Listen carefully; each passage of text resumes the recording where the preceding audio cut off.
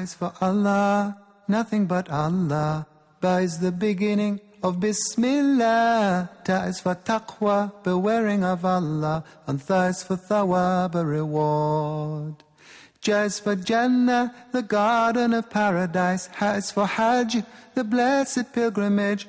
Kha is for Khatem, the seal of the prophethood given to the Prophet Muhammad sallallahu alayhi wa sallam. Assalamu alaikum wa rahmatullahi wa barakatuh. You're welcome to today's edition of Pathway to Jannah. We are still in the season where we discuss parenting. Today we want to discuss parenting the unborn child. I'm sure that there are provisions for every child, even the unborn one. Inshallah, by the time I bring in my guest, the two of us will discuss parenting the unborn child. Let's take the voice pop. We'll be right back.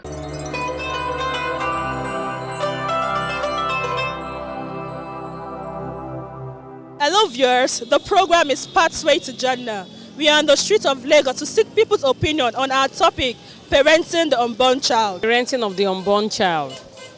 Basically, I think it's being able to have an idea of the kind of expectations you want in a child and the kind of nurturing that you want in a child and beginning to, make it work right from pregnancy. Consider the fact that giving birth is actually a dual responsibility. It takes the woman and the husband to come together to give birth. So ideally, the husband should be as involved as the mom. And that way, the child, even right from pregnancy, begins to have a feeling that, it's not just my mom. There's somebody else that talks. There's somebody else that... So you can begin to kind of like nurture, this is what I want in a child. This is who I am as a father. Eventually, it probably would help the child to begin to get a grasp of who my father is and the responsibility ahead. As an expectant mother, it's expected for her to actually, first and foremost thing is to go for antenatal, make sure that she's all right and the baby is kicking, and also to actually to be sure of the sex of the child as well, also in order to prepare, get the ready materials that the baby will be needing. And also to actually, stay away from, strenuous activities like, cooking and all those stuff, just basically trying to make sure that the child is in good condition, not stressing herself that much, and also with the help of the husband as well, in order to make sure that everything is actually good and so that she will actually have a safe, delivery of the baby. I'm already grandma, yes, and I know what it entails. If my child says, "Mommy, I'm pregnant," congratulations. I wish you safe delivery. But the only thing is, you have to take care of yourself. Whatever precision given to you, in the hospital, you have to take to it. Don't take excessive anything beside the precision given to you in the hospital. Then you shouldn't stress yourself. You take time of yourself.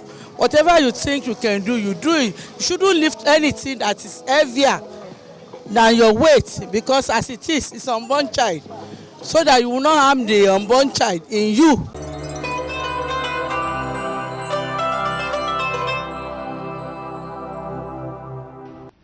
You're welcome back. The program is still Pathway to Jannah. It's a pleasure to have in the studio with me Imam AbdulHakeem Oshodi. Is Imam, Community Central Mosque or Quarter. Assalamu alaikum wa rahmatullahi wa barakatuh. Our discussion today shall center on parenting the unborn child. What should be the preparations that parents should have for the unborn child? أعوذ بالله من الشيطان الرجيم بسم الله الرحمن الرحيم إن الحمد لله نحمده ونستعينه. Parenting the unborn child, preparations. Number one, parenting a child has to do with two different people. Okay. It is the husband and the wife. The preparation starts from there. So they have met themselves, they have married the way Allah has said we should marry. Okay. The way Allah has said. So there are so many ways now. People does introduction, people impregnate themselves, and all that then in marriage. So, but the way Allah said we should get married. The process starts from there. Okay. It's even a right of that unborn child that the parents marry the way Allah has prescribed it. Okay. Looking at the preparation, maybe other forms of preparation, physically and all that, does the role of the man differ in this regard? With the role of the man and the woman, the woman that's carrying the fetus, do they have different roles in this regard? There are different roles in that regard. The roles of the father is to provide an enabling environment for that woman carrying the fetus and ensure all the things she needs. He provides. All the things she needs, he provides. And for the woman is to now kind of see how that baby should be nurtured right from the womb. Because there are certain things mother does that will reflect in the life of that child. So that's one reason why both parties have key roles to play, and they must be sincere with themselves, and they must be careful of what they do. Okay, yes, that takes me to another question. Sometimes we are told that we should watch what we do in the presence of children, those ones that we already have. Now, does that extend, because you said something now, does that extend to the unborn child? Are there things we should watch? Maybe what we do? Maybe we could take that as you could respond holistically. Are there things we should not do, or are there things we should be mindful of as regards the unborn child? Yeah.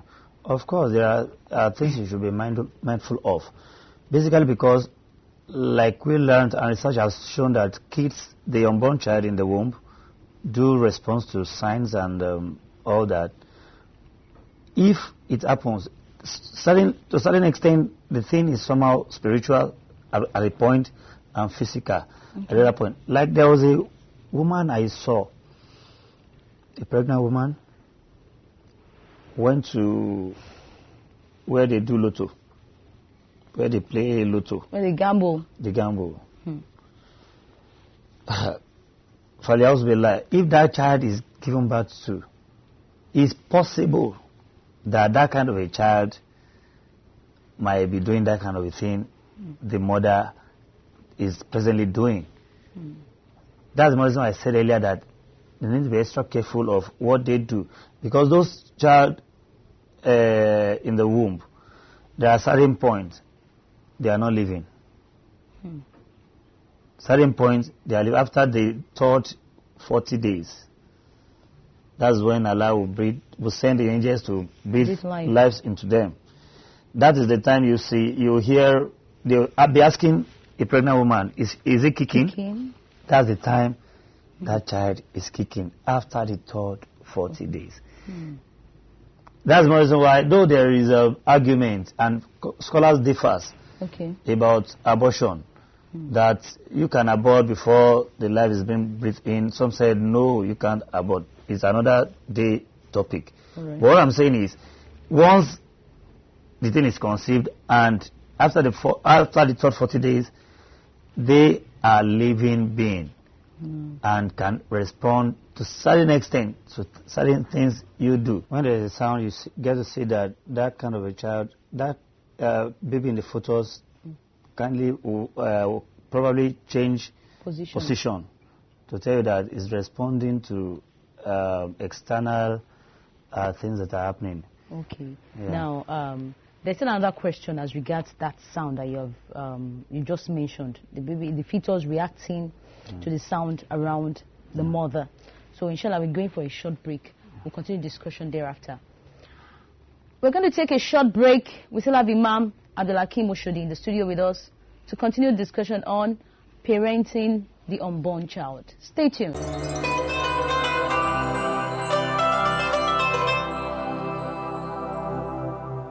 Ames Media Company Limited offers media services for developmental journalism, public relations, marketing, event coordination pan-Nigeria, and training. Top-notch media content comprising documentaries, talk shows, magazine and children's shows, each and all promoting family values for sustainable development. Our partners, collaborators and patrons span individuals, groups, corporate bodies, government, NGOs, UN bodies, and more. Be reassured that our studio facility will meet your yearnings of digital solutions to your broadcast content. We are peopled by board members with unblemished track records and major players in the corporate world. Hello, it's Child Crest. Our panache, passion, and professionalism make her the lead driver of our goal-focused team. Entrust your brands to Ames Media Company Limited to add value to your corporate existence while meeting your target audience. www.amesmedia.com.ng, info@amesmedia.com.ng. Like us on our Facebook page, Ames Media Company Limited. Ames Media, turning your dreams into reality.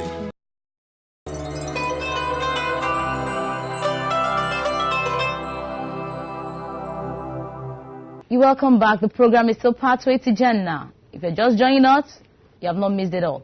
Imam AbdulHakeem Oshodi is still in the studio with us, discussing parenting the unborn child. Imam, the last thing we talked about was sound, that the unborn child, the fetus, responds to external sound, the sound surrounding our mother. Okay, in that what would you advise that the parents do as regards sound, since we know that that child could respond? Possibly it could also remember or associate sound with a particular sound with something. What are those things that parents should do as regards sound? The parents should be extra careful, like I said earlier, in once there is a baby they are expecting, especially at that stage that there is life in that fetus. Whatever that might bring issue, they should refrain from. Like Allah said in Surah Al-Hajj, when He was talking about the day of judgment, that وَتَرَى النَّاسَ سُكَارَى وَمَا هُمْ بِسُكَارَى وَلَكِنَّ اللَّهَ عَذَابَ شَدِيدٌ.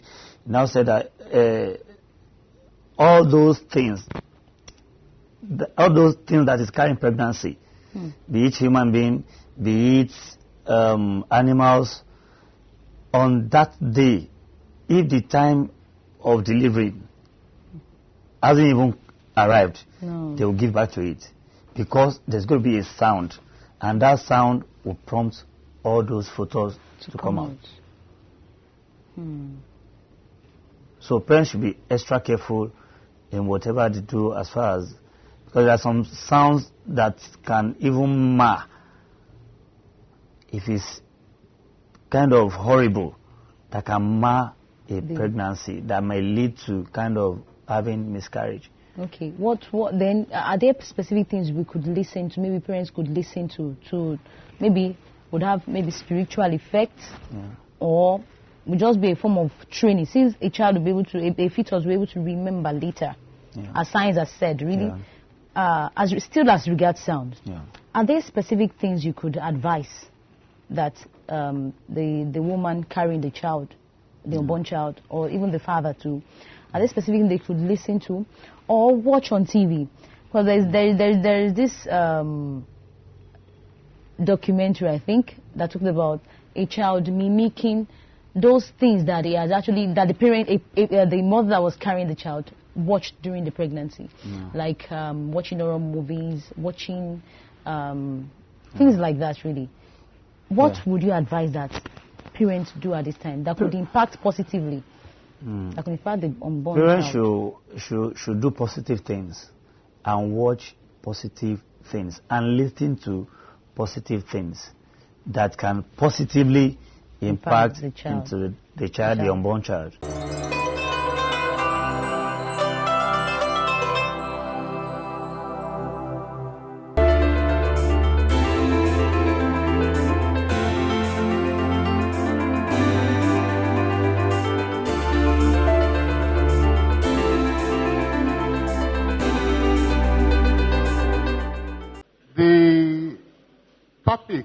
this speech is the theme of the General Assembly, which is Muslim unity and the contemporary political challenges in Nigeria. One, the concept of polity, siyasa in Islam, and the concept of ummah, nation. Arising from these clarifications, we shall be examining how Muslim unity could affect Nigerian politics on the one hand, and on the other hand, how polity could affect Muslim unity. And in the process, examine what inherent challenges are faced by the Muslims politically in the country. Islam and politics.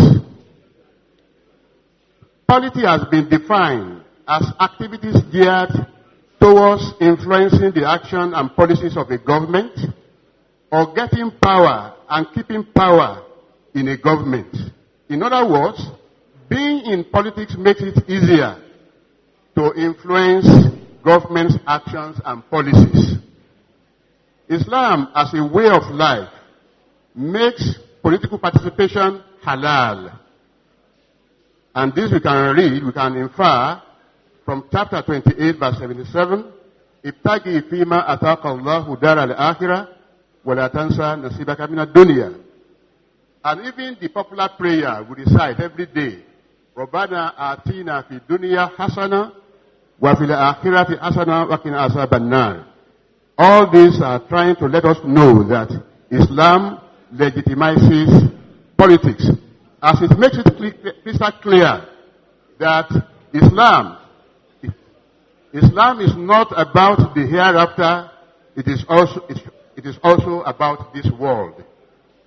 We should recall that Allah's Messenger Muhammad sallallahu alaihi wasallam was a prophet and a statesman. Moreover, politics for a Muslim must be a form of ibadah, as we read in Surah 6 verse 162. Inna salati wa nusuki wa mahyaya wa mamati lillahi rabbil alameen. Translation: O Muhammad, say salat, my sacrifice, my living, my dying are for Allah, the Lord of the world.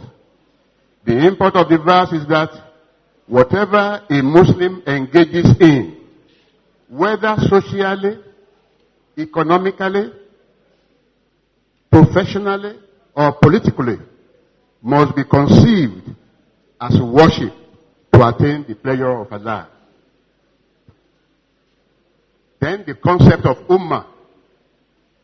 The Quranic concept of ummah, or nation, is different from the prevalent ideas of nationhood. The concept of nation, according to the Quran, is based upon being one ummah, or believers in one religion. Therefore, Muslims all over the world are one ummah, or one nation. That is to say, country, land, geographical boundaries, language, race, tribe, or even color are not the basis of nationhood in Islam. A common ideology forms the basis of a nation among the Muslims, and that ideology is Islam. Race, color, language, or place of birth are mere accidents of nature, while adherence to one particular ideology or religion is individuals' own choice. This is why Nigerian Muslims, whatever part of the country they belong, form one ummah under the leadership of the Sultan. The word ummah occurs 51 times in the Quran. I will only cite a few that make the concept clear. Like we read in Surah 21 verse 92, Inna a'adhihi ummatukum ummatan wahida wa anna rabbukum fa'buduni. And every place إن هذه أمتكم أمة واحدة وأنا ربكم فتكوني.